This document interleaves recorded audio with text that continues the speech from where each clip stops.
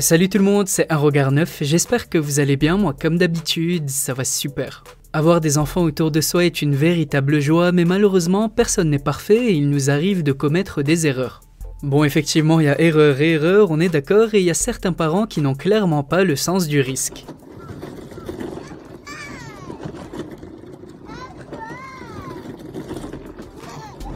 Alors avis aux anciens comme aux nouveaux parents, aux oncles, tantes ou tout simplement aux prudents, de la position W en passant par les chatouilles, prenez note, on part ensemble à la découverte de 9 choses à ne jamais faire à son enfant. This kid's definitely on crack right now. C'est parti. Petite précision avant de commencer, je publie des vidéos assez régulièrement, donc si vous êtes nouveau sur la chaîne, n'hésitez surtout pas à vous abonner et activer la cloche des notifications pour ne rater aucune des prochaines vidéos. Numéro 1, la position W. Les enfants ont le don de pouvoir s'asseoir comme bon leur semble et dès qu'il y a une chose intéressante au sol, boum, c'est comme si tout leur corps s'est laissé tomber d'un coup. Absolument toutes les positions deviennent alors agréables pour eux et surtout une en particulier qu'ils arrivent à faire car petits ils sont super souples. Cette position est la position dite du W. Comme vous le voyez, l'enfant est sur son postérieur, les cuisses vers l'avant et les mollets et pieds vers les côtés arrière. Vraiment comme un W quoi, ou plutôt comme une grenouille prête à sauter. Mais si les enfants ont l'air bien à l'aise dans cette position, en réalité elle les met en danger. Et la raison est très simple, lorsqu'ils sont assis dans cette position, les jambes sont immobilisées, du coup l'enfant a du mal à se déplacer ou à bouger normalement et c'est la colonne vertébrale qui vient aider le corps et prendre le relais. D'après les médecins, à long terme, les risques de problèmes de santé sont très importants et les jambes sont immobilisées parce qu'elles subissent le poids du corps et une grosse pression. Les enfants risquent alors de nombreuses douleurs musculaires, des luxations, des déformations au niveau des genoux ou encore une forte perte de tonicité. Bon alors ok, je comprends qu'on soit super heureux quand il s'assoit une bonne fois pour toutes après avoir couru toute la journée, mais vaut mieux faire attention quand même. Numéro 2, les chatouilles. Bon, clairement, je pense que la plupart d'entre nous ont déjà chatouillé un enfant pour jouer avec et les entendre rire, c'est vraiment super drôle et satisfaisant. Mais malheureusement, si je vous en parle aujourd'hui, c'est que ce n'est pas aussi bon qu'on le croit pour les enfants. Bon, déjà visiblement, on n'aime pas tout ça et une récente étude scientifique, s'il vous plaît, nous a démontré que seulement un tiers des personnes interrogées aimaient ou bien supportaient facilement d'être chatouillées. Les autres étaient soit neutres et s'en fichaient un peu, soit ils déclaraient clairement ne pas aimer ça du tout. Tickle, tickle.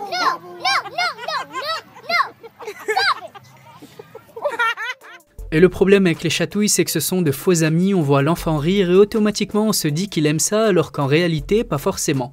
Et particulièrement pour les bébés qui ne parlent pas encore, s'ils n'aiment pas, ils ne pourront pas parler pour dire d'arrêter. Une étude a été menée en 1997 par l'Université de Californie et les scientifiques ont fait une découverte surprenante. Ils ont découvert dans le cerveau que le type de bonheur que les chatouilles provoquent est différent de celui d'un rire ou d'un fou rire. Et qu'en réalité, l'appréciation du moment n'est qu'une illusion extérieure. Et d'ailleurs, une autre facette est aussi à prendre en compte, le côté psychologique des choses. Selon le professeur de biologie Dr Richard Alexander, les chatouilles seraient une forme d'expression de la domination de l'adulte sur l'enfant. Lutter pour garder son sang-froid ou un minimum de dignité pendant des chatouilles peut être vécu par certains enfants comme une humiliation et lui laisser un souvenir amer de ce moment censé être agréable. Et ça a d'ailleurs traumatisé beaucoup d'enfants qui détestent les chatouilles même à leur âge adulte. Numéro 3, les cotons-tiges. Bon franchement cette info je vous la mets parce qu'elle est importante mais j'espère bien que tout le monde est au courant. Alors déjà que c'est déconseillé pour les adultes, alors pour les enfants ou la toilette des bébés on n'en parle même pas. Je parle bien évidemment des cotons-tiges. Contrairement à ce que croient certaines personnes, les cotons-tiges classiques ne nettoient pas mais ont tendance à enfoncer le cérumen au fond de votre conduit auditif. Et le problème c'est que chez un enfant ou un bébé ça peut provoquer une oreille bouchée. Et encore, disons que ça c'est le risque minimal, le plus grave et tout aussi courant, c'est le fait de risquer de perforer le tympan de l'enfant si le coton-tige est introduit un petit peu trop loin. Surtout que bon, ok c'est vrai que c'est peut-être pas joli, mais le cérumen est présent comme une barrière protectrice qui prévient contre les microbes et autres petites impuretés. Et parmi les bons compromis pour les enfants, il y a le fait d'utiliser une compresse humide si vous le voulez pour nettoyer le conduit extérieur seulement. Numéro 4, les trotteurs. Dans la catégorie périculture, un des objets qui se trouve très souvent assez bien placé dans le classement des meilleures ventes est le trotteur. Tout parent est pressé de voir son enfant marcher, courir et enfin pouvoir découvrir le monde par lui-même et le trotteur est souvent la solution qu'utilisent beaucoup de parents. On pose l'enfant dedans et hop, comme par magie, les pieds du bébé touchent correctement le sol et il se met à se déplacer correctement. Mais bon, si je vous en parle aujourd'hui, vous imaginez bien que ce n'est pas pour en faire l'éloge, bien au contraire. Il y a deux gros dangers avec ce genre d'objet. Le premier est bien évidemment le risque de chute et le trotteur est la cause de nombreuses chutes et notamment dans les escaliers. Il donne aussi une certaine hauteur au bébé et tout ce qui n'était pas accessible au sol le devient soudainement, donc il peut attraper des objets que vous ne cacheriez pas habituellement. Le deuxième danger quant à lui est plus sur le long terme et impacte le physique de l'enfant. D'ailleurs, il y a une autre chose à prendre en compte, le schéma corporel. L'enfant a besoin de voir entièrement son corps et les mouvements de ses jambes pour bien pouvoir intégrer la manière de faire. Et vous l'avez compris, dans un trotteur, les jambes sont cachées sous une tablette. Et comme si tout ça ne suffisait pas, les bébés ont aussi la fâcheuse tendance à se mettre sur la pointe des pieds dans le trotteur et alors là, c'est la fête, malformation potentielle des jambes, des pieds mais aussi des hanches. Et donc la meilleure solution et la plus évidente est clairement de prendre les enfants par la main et de les faire galoper dans la maison ou en dehors. Bon, effectivement, c'est vrai que ça prend du temps, mais c'est plus efficace, sans danger et vous en garderez de magnifiques souvenirs. Numéro 5, le raisin. Bon, malheureusement, on est un petit peu plus dans le dramatique cette fois-ci. Donner des fruits et des légumes à ses enfants est une très bonne chose, mais il faut tout de même rester sur ses gardes car certains, par leur texture ou leur grosseur, peuvent être très dangereux. Et c'est justement le cas des raisins. Les jeunes enfants n'arrivent pas à mastiquer correctement et assez longtemps certains aliments et c'est d'ailleurs pour ça qu'on leur donne tout sous forme de bouillie. Et d'ailleurs, plusieurs études aux États-Unis, en Grande-Bretagne ou en Europe ont mis en garde sur le risque élevé d'étouffement suite à l'ingestion d'un raisin. Pour vous donner un petit aperçu, en Grande-Bretagne, il s'agit de la troisième cause la plus fréquente d'étouffement. Les deux premiers sont les hot dogs et les bonbons. Et pareil, aux États-Unis, au moins un enfant meurt tous les 5 jours d'une asphyxie d'origine alimentaire. La raison est simple, la police douce du fruit lui permet de se bloquer plus facilement dans la gorge et cela rend son extraction très difficile. Alors bien sûr, on n'a pas dit qu'il fallait pas du tout en manger, mais simplement il ne faut jamais les donner entiers, mais plutôt les couper en petits morceaux. Numéro 6, les oreillers. Quand on apprend qu'on attend un enfant ou que l'un de nos proches va devenir parent, l'une des premières choses qu'on a envie de faire, c'est acheter, offrir ou encore décorer. Pour le futur bébé, toutes les décorations possibles y passent et surtout le lit. Mais malheureusement, depuis quelque temps, une mode est apparue et devient de plus en plus tendance, les coussins personnalisés et autres contours de lit en coussinet. Bon, c'est vrai que vu comme ça, pour un bébé, c'est plutôt mignon et encore plus quand une des mamies est couturière et que c'est du fait maison, mais malheureusement, c'est super dangereux. Et c'est d'ailleurs l'une des premières choses que dit le personnel hospitalier lorsqu'il remet le bébé aux parents, il faut laisser le lit le plus libre possible, le moins encombré. La raison est que le bébé et même le jeune enfant risquent de s'asphyxier et le coussin peut lui tomber dessus. Le coussin pourrait lui permettre de se retourner et d'être bloqué sur le ventre, les voies respiratoires entravées et cela pourrait lui être fatal. Il faut donc tout logiquement privilégier la sécurité à la beauté ou le confort excessif. Numéro 7, les poussées dentaires. Être parent, ce n'est clairement pas de tout repos, les demi-nuits, les couches à changer toute la journée, les pleurs à gérer, les petits bobos, etc. etc. Et quand tout semble enfin aller pour le mieux, c'est là que l'enfant commence à faire ses premières dents.